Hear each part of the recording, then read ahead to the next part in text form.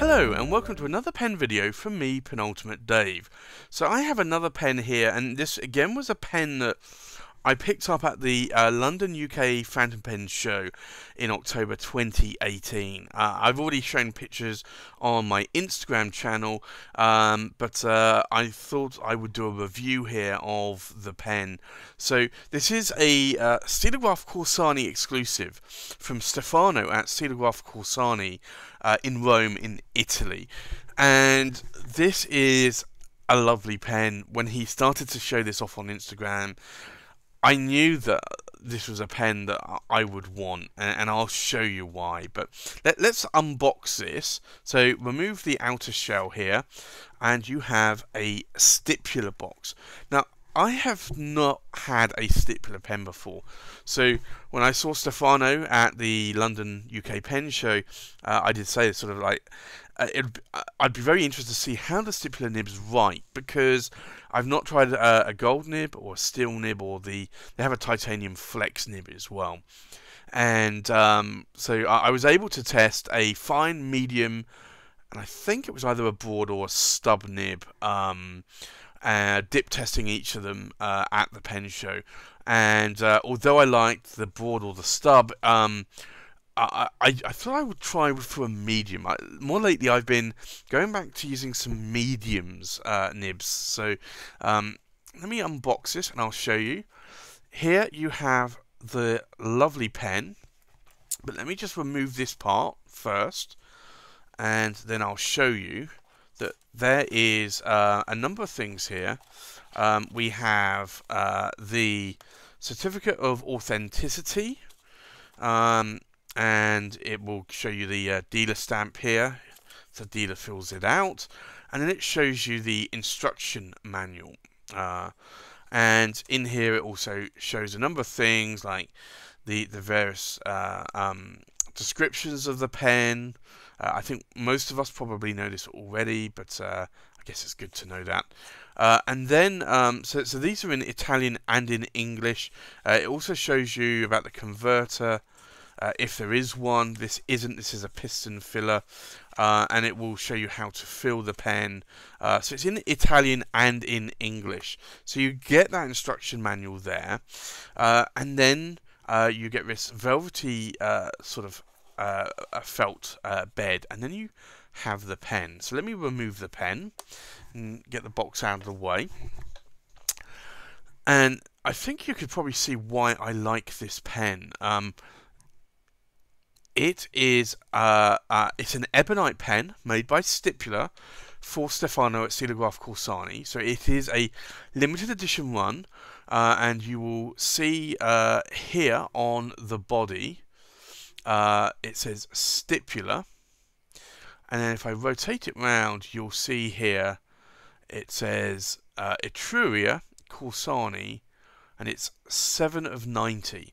Now, Stefano always likes to do these 90 pen runs, because 90 signifies the house number or shop number of his store.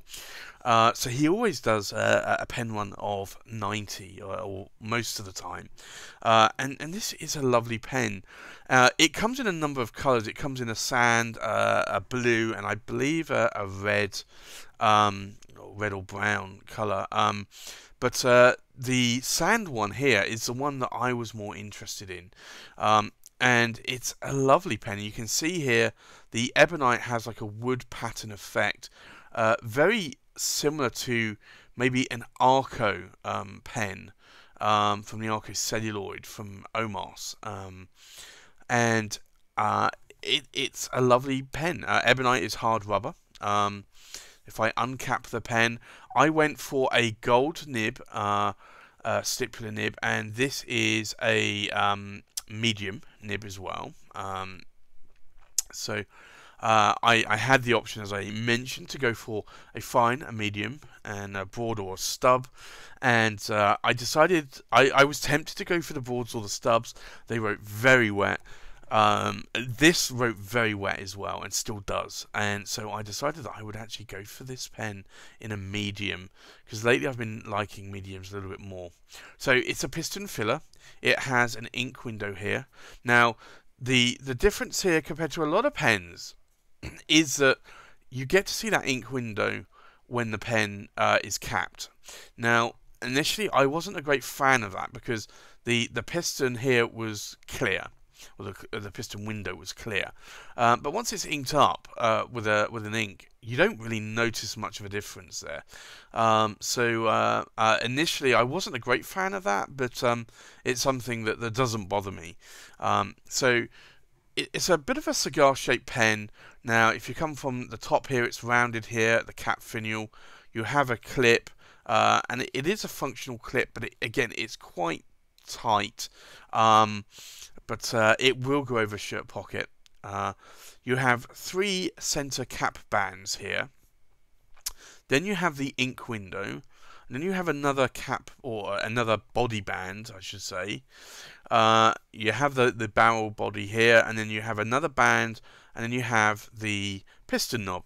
Now, the difference with stipulars is that the pistons operate in the opposite direction. So that's just something to bear in mind. Now, if I unscrew the cap again, you have a tapered section here, and then you have some threads here just before the ink window. I find these threads are not sharp at all. I find the section maybe a little bit on the short side here, but I can still hold it quite happily. I think my thumb here is touching the threads a little bit, but it doesn't bother me too much. And if I zoom out, you'll see here the actual length of the pen is actually pretty decent. You can post the cap. It does become a little bit long, but not as long as it would on a lot of pens. Because it's ebonite, I don't really want to mark it, so I won't post the cap normally. And to be honest, I'm not normally a cap poster. So from that perspective, I prefer to find a pen that is a decent size that I can have, that will be comfortable in my hand without having to post it. So this really is a lovely pen, and I absolutely love this material. You can see here, if I just zoom in a little bit more, this material is absolutely gorgeous. And normally you would see this maybe on a wood pen, but you can get this on ebonite pens as well. But it is a really lovely colour. So I really wanted this sand version of the pen, and it for me is a lovely pen. So let's just do some size and weight checks.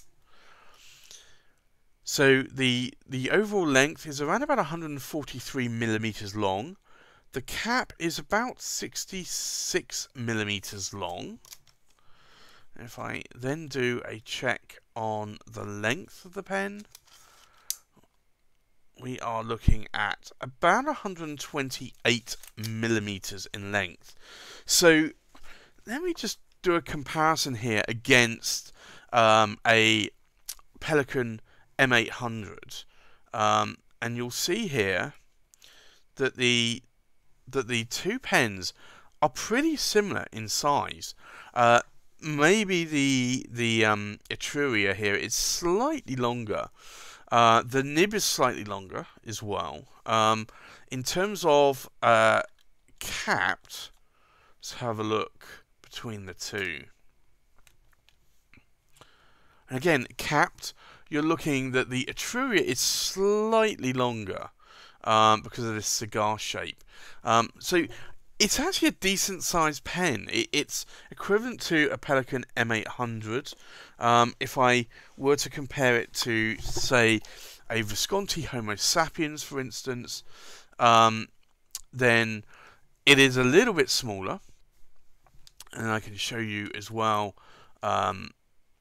with the caps off, that this is quite a bit shorter.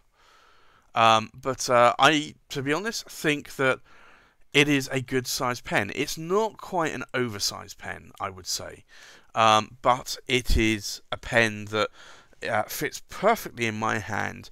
And I do like the size of the Pelikan M800s, and I do like this size.